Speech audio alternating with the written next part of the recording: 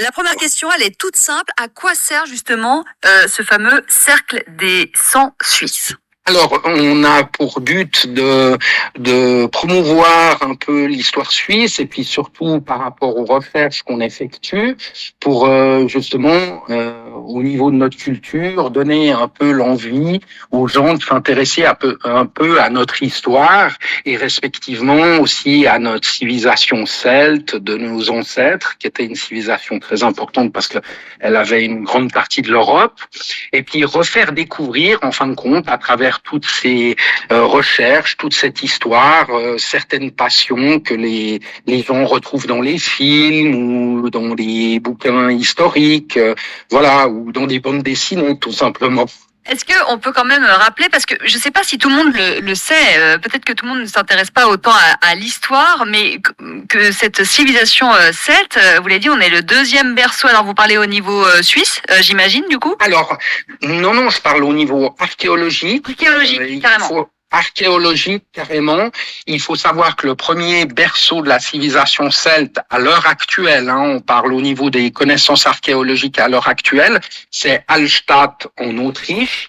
Et la deuxième qui a fait son apparition en moins 450 et moins 25 avant Jésus-Christ, c'est l'Athènes qui se trouve sur le territoire cantonal de Neuchâtel, où d'ailleurs il y a un magnifique musée qui est dédié à cette civilisation. Justement, alors est-ce qu'on peut peut-être expliquer, parce qu'encore une fois on est sur un public qui est assez large, qu'est-ce que c'est que cette civilisation celte? Est-ce que les Vikings c'est la même chose? Est-ce qu'on peut un peu éclaircir déjà de quoi on parle? Alors les Celtes, c'est une civilisation à part entière des Vikings qui eux sont scandinaves et proto-germaniques, on va dire.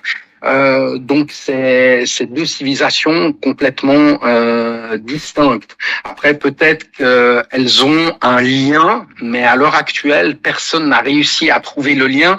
On sait que géographiquement il y a ce qu'on appelle le Doggerland, qui est un territoire sous-marin, mais dans le temps il réunissait à peu près les territoires justement côté de la Grande-Bretagne et de la Scandinavie. Donc il y a probablement un lien entre la civilisation celte et les civilisations scandinaves, mais on n'arrive pas à l'heure actuelle à vraiment le prouver. D'accord. Ça viendra dans le temps, mais c'est deux choses différentes. Et finalement, qu'est-ce qui nous reste aujourd'hui de celte alors, dans nos territoires, dans nos traditions? Si on remonte déjà à l'époque du mythe fondateur de la Confédération suisse, on voit que les Landsgemein étaient faits autour d'un tilleul ou d'un chêne, ce qui montre qu'il y avait probablement cette tradition ancienne druidique avec des endroits bien spécifiques où notre démocratie se faisait. On a à l'heure actuelle aussi beaucoup dans l'étymologie des noms. On peut retrouver dans de nombreux noms des mots celtiques. Par exemple, je vous donne un exemple, Lugano. Dans le mot Lugano, vous avez le mot Lug qui était justement le dieu de la lumière chez les Celtes. Alors on a on est un peu tous mélangés en Europe, on le sait, mais on a probablement pour les gens qui sont de la région du sang celte dans ce cas qui coule aussi dans nos veines. Alors effectivement, moi j'ai fait le test ADN. Vous savez, vous pouvez faire le test ADN et du côté de ma mère, j'ai de l'ADN celtique. Donc on peut le retrouver à travers l'ADN quand on fait nos tests ADN pour ceux qui veulent le faire, savoir un peu d'où il provient. Il y a la possibilité. Moi, je possède de l'ADN celte. Alors, c'est assez marrant. Maintenant, je comprends mieux pourquoi je m'intéressais à cette civilisation. Il y a peut-être un ancêtre, je sais pas. Il y a quelque chose qui s'explique en tout cas. Parfait. Tout à fait. Alors, ce week-end à Bernay, lors de ces rencontres musicales, vous allez animer l'école des druides. Juste le nom fait rêver. Qu'est-ce que vous allez nous apprendre? En fin de compte, on va apprendre déjà aussi bien aux petits qu'aux grands un peu les runes. Parce qu'il faut savoir que les runes, c'est vaste. Tout le monde pense que les runes, c'est uniquement scandinave. Mais il faut savoir que les premières runes, par exemple, ce qu'on appelle les runes lépontiques, ont été trouvées justement à Lugano, en moins 550 avant Jésus-Christ. Donc c'est très vieux. Tandis que si on prend les runes de la Futhark scandinave, c'est le 1er et le 2e siècle après Jésus-Christ. Et vous avez des runes turques et vous avez des runes qu'on retrouve sur l'écriture sud-arabique, par exemple. Alors c'est génial parce qu'en fin de compte, on se rend compte que ces idéogrammes, on va dire, ont parcouru un peu le monde à travers les différentes civilisations. Maintenant, qui a commencé, c'est difficile de le dire. Justement, donc on va apprendre. Je vous coupe juste les runes qu'on explique. Pour moi, les runes, c'était l'alphabet. C'est une espèce d'alphabet, c'est ça?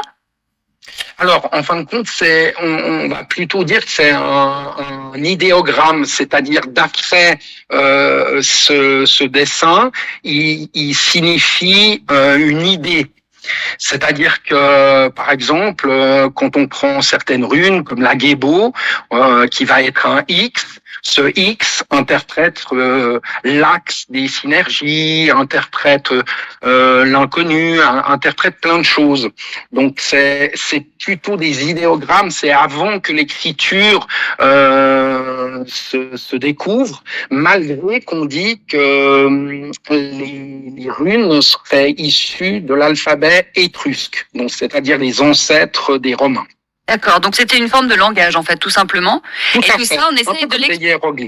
Exactement. Donc ça, vous allez essayer de l'expliquer aux plus jeunes, à tout le monde en fait finalement, parce que ça intéresse tout le monde. Tout à fait. Et puis on aura même l'opportunité de faire des tirages. Comme à l'ancienne, avec des runes néo-druidiques, on fera des tirages aux gens pour leur faire, comme à l'ancienne, ce qu'on appelle des oracles ou maintenant des arts divinatoires, qui est l'équivalent du tarot, mais avec des runes.